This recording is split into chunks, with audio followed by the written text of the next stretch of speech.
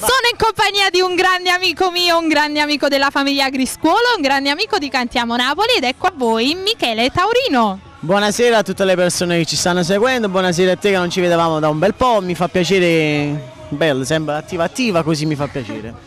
Dimmi tutto. Dimmi. Allora Michele, che cosa ci fai ascoltare? È un brano che piace, il brano è Massimo Sient e la dedico a tutte le persone che ci stanno seguendo, che seguono Cantiamo Napoli. Un bacione di nuovo alla famiglia Criscuolo, davvero delle persone umili, gentili e bravissime. Ci sono delle persone così poco da trovare, non è facile trovare. Non è semplice. Allora vogliamo augurare a tutte le persone, lo facciamo insieme, augurare a tutte le persone una buona estate.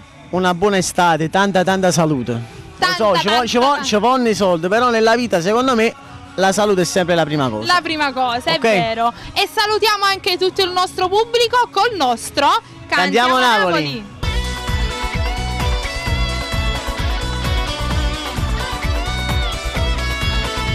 Io volessi sapere a dove ti trova, con chi stai si dorme conata, se un figlio ti chiama c'è mamma, o stai ancora aspettando il lave.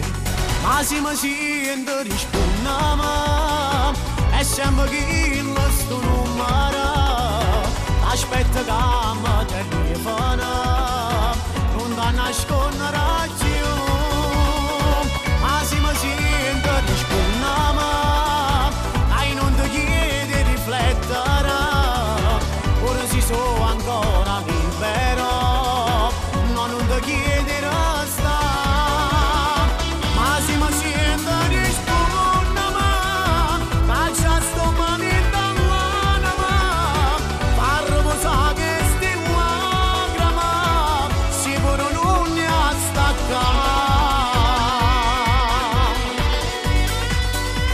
Era meglio se non ti incontrava, a così non mi aveva attaccato. Ma ne pido con il mio cuore, sia così io poi mi aveva trovato.